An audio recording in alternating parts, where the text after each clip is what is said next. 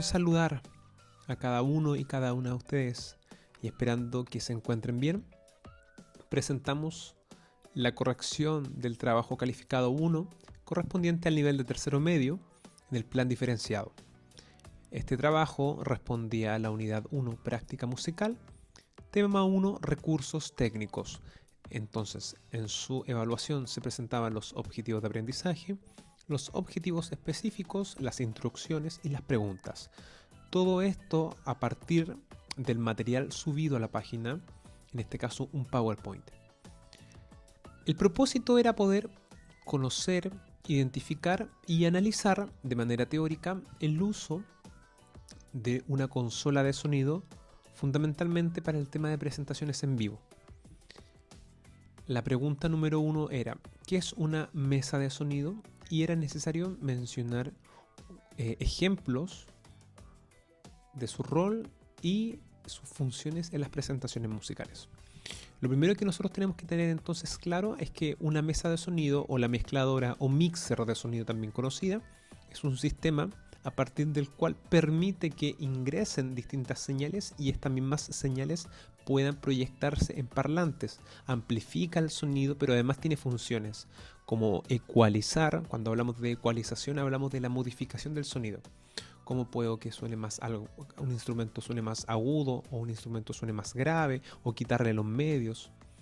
Eso va a responder al gusto de cada músico. Nos permite controlar el volumen de los sonidos también. Y nos permite mezclar. Cuando hablamos de mezclar, hablamos del proceso de los monitoreos, de los retornos. Ustedes verán que siempre en las presentaciones los músicos y las músicas en los escenarios tienen parlantes. Esos parlantes permiten devolver la señal de lo que está sucediendo. Ese monitoreo se llama mezcla, ¿ya? Cómo sale el sonido, cómo lo logran escuchar ustedes. Y eso mismo pasa al público. Entonces ustedes podrán ver que en las secciones, por ejemplo, del canto, la voz destaca y los instrumentos van reforzando armónicamente, pero no cumplen un rol primordial como la voz. Sin embargo, cuando aparece solo un instrumento, en ese minuto suena mucho más fuerte, suena mucho más potente, tiene más presencia. Todo eso, si ustedes se fijan, si bien lo pueden regular los músicos, generalmente es labor de los ingenieros de sonido. Entonces ahí tenemos varias funciones: controlar los niveles de volumen, equilibrar los sonidos, reforzar el monitoreo interno para los músicos. Algunos ocupan parlante, como te decía, o bien otros ocupan una especie de muela, un audífono interno. Parte de la mesa de sonido. Bueno, teníamos los controles de ganancia, el ecualizador, el máster de cada mesa, la opción de los auxiliares. Los auxiliares son siempre este monitoreo, parlante o la muela interna. Ya. A eso respondía entonces las partes de la mesa de sonido, de la mixer o de la consola. La pregunta 3. En una situación hipotética, el sonido que se escucha de una banda presenta los siguientes inconvenientes: sonido que resuena, un sonido que rebota, que empieza a acoplar, un sonido metalizado. Cuando hablamos de un sonido metalizado, no hay una definición exacta para este concepto. Estamos hablando de las apreciaciones. Uno relaciona los sonidos. Un sonido pastoso, un sonido metalizado, muy duro, muy brillante. El sonido acoplado, de donde empiezan a chocar las frecuencias y se produce lo que dice acá un acople. Resonar es algo que un sonido que empieza a rebotar. ¿Cuál de estos ajustes realizaríamos? Si algo está acoplando, necesitamos en este caso entonces bajar la perilla número 4. Y aquí te estoy mencionando entonces las posibles respuestas. Pues se ha subido mucho y además el tema de subir el volumen empieza a generar un acople en un micrófono, en una línea de algún instrumento. Si nosotros queremos regular que un sonido no resuene, tenemos que ir al tema de la ecualización, ¿ya? Porque puede ser que tengamos muchos bajos, porque tengamos muchos medios. Y si un sonido es muy metálico, lo mismo. Se deben revisar los medios, incluso el agudo. Nombre de una función de la perilla número 4. La perilla 4 va a definir el volumen de entrada en cada canal del instrumento o del micrófono. Ese volumen de entrada va a ser el volumen particular de ese instrumento o de ese micrófono que puede ocupar un cantante. Y acá se presenta una opción que generalmente es real en un contexto de normalización, que durante el segundo semestre se hagan presentaciones en vivo en el patio, ¿ya? Y ustedes mismas han sido testigos de cuando se ocupan parlantes, en los bailes, en presentaciones de músicos, de músicas, en amplificar, por ejemplo, una persona que iba a hablar. El conocimiento que ustedes adquieren en esta etapa con este contenido les permitiría regular, modificar el sonido entonces que se amplifica, que se proyecta. El propósito acá era entonces lo siguiente: el profesor o la profesora de música le pide a ustedes formar una banda para presentarse en un día determinado. Los instrumentos que deben utilizar son instrumentos de cuerda, como la guitarra, el bajo, un violín, un ukelele, un teclado, una percusión y además del acompañamiento de la vocalista o el vocalista. Nombrar los instrumentos que ustedes escogerían. Ahí ustedes quedan a libertad absoluta de poder presentar 4 problemas que se generan o que podrían generarse a la hora de amplificar y cómo los podríamos solucionar. Yo acá te presento algunos problemas que son muy recurrentes y que me sucede a mí cuando tengo que amplificar. 1. Que el micrófono de la vocalista no se escucha. Si es un canto y hay una letra, lo importante es que la gente entienda lo que se está cantando, lo que se está diciendo. Ese es nuestro discurso. Si la vocalista no se escucha, lo que yo tengo que revisar es primero que esté bien conectado el cable, entendiendo que ya revisamos que los cables hubiesen funcionado. Luego de eso yo tengo que ir a la perilla número 4, que es el volumen de entrada, y revisar que no esté muteado y que la perilla no esté abajo en el mínimo, y poder regular. Otra situación que pasa mucho con el tema de las baterías es que la caja tiene un sonido muy fuerte, muy brillante. Entonces es posible que resuene mucho. Si nosotros lo tenemos con mucho agudo, por ejemplo, o con mucho grave, la caja va a empezar a resonar, va a empezar a rebotar. No es limpio el sonido. ¿Qué debo ir ahí? Al tema de los ecualizadores. Una opción es ir al agudo, ¿ya? También pueden ir al grave. No hay una muestra concreta, así como debía ecualizarse una caja, porque todo va a responder al gusto de los músicos. Hay músicos que les gusta todo muy agudo. Hay otros que les gusta todo muy grave, con mucho bajo. Eso va a responder al gusto de cada músico, de cada música. Pero en este caso, si ese fuese el problema, que hay un rebote y quieren ustedes que la caja no suene tan brillante y que sea más limpio el sonido, ir a la perilla 6, 7 o bien la 8. Esas son las perillas de la ecualización.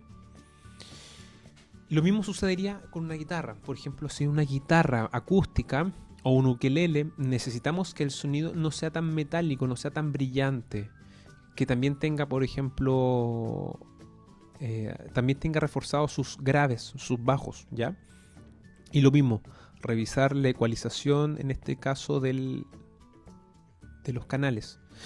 Si alguien hubiese puesto, por ejemplo, la guitarra y necesita un monitoreo, necesita un parlante para que se escuchen, que eso es fundamental para los que somos músicos, tendríamos que ir a la perilla de los auxiliares, que también existía esa posibilidad. Y otra posibilidad y otra situación que sucede mucho es cuando un instrumento destaca por sobre todos, ¿ya? Cuando hay un instrumento que está sonando muy fuerte. El teclado, por ejemplo, el bajo, son instrumentos en algunos casos activos. Y la ganancia, al regularse, el tecladista y el bajista pueden regular sus volúmenes, ¿ya? Y siempre hay una tendencia que le pasa a los músicos y a las músicas de no escucharse en las presentaciones en vivo, entonces de querer subir el volumen, porque no tienen una real referencia de lo que está escuchando el público. ¿Qué pasa en esos casos cuando un instrumento sobresale? El sonidista o la sonidista regular en la intensidad del volumen, en la perilla 4 o en la ganancia, en la primera perillita, ¿ya? Esto les va a permitir a ustedes tener un conocimiento que no se había dado antes en relación a la utilización de recursos técnicos a la hora de presentaciones en vivo, todo enfocado en la práctica musical. Ustedes van a empezar a escuchar estos mismos conceptos en otros aspectos. Por ejemplo, si tienen interfaz de sonido, si tienen afinadores, por ejemplo, van a empezar a aparecer algunos conceptos como el high, como el low, el concepto de la ecualización. La gente que trabaje con guitarras eléctricas en sus parlantes van a ver el mismo sistema de ecualización, o del bajo, por ejemplo, ¿ya? Lo mismo pueden hacer con procesos de grabación como un software que es GarageBand, el Studio One, perdón, el Ableton Live. Distintos procesos de grabación van a empezar a escuchar estos mismos conceptos: mixer, el master, auxiliares, ecualizadores. Así que esperamos que esto, y que vamos a seguir reforzando, haya sido de provecho para ustedes, haya sido de aprendizaje. Y bueno, y frente a cualquier duda, consultar a sus respectivos profesores.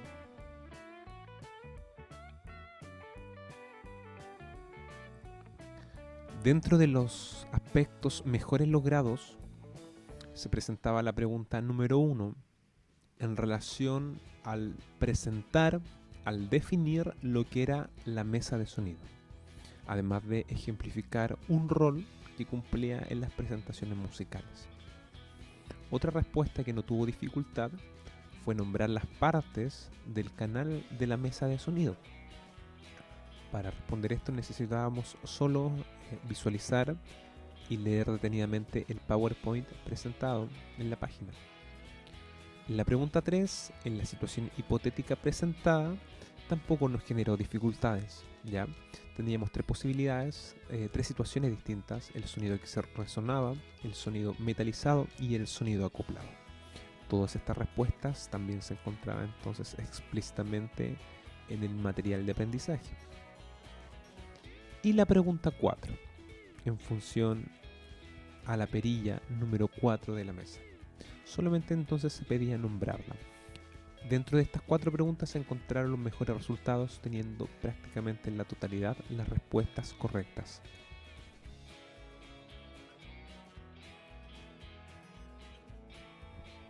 Y en los espacios de aprendizaje presentamos la pregunta 5. Dentro de las dificultades estuvo la duda si el instrumento de cuerda debía ser amplificado o debía ser un instrumento electroacústico. Ambas posibilidades se pueden generar en la realidad. Puede tocarnos una guitarra enchufada, una guitarra electroacústica, o una guitarra amplificada con microfoneo, con micrófonos, ¿ya? Para eso tenemos que aplicar los mismos criterios para evitar que el sonido acople, que el sonido resuene o el sonido esté muy metalizado, ¿ya? En relación al teclado, no se generó mayor dificultad al ser un instrumento electroacústico con una conexión directa. En la percusión también sucedía la misma dificultad. Hay percusiones que hoy día uno puede amplificar directamente, una batería electrónica, por ejemplo, pero otros donde hay que tener cuidado con el... Y en el tema del micrófono mismo para la solista no había dificultad. En general, en estos dos aspectos estuvieron las mayores dudas y las mayores dificultades, en el tema del instrumento de cuerda y en el instrumento de percusión.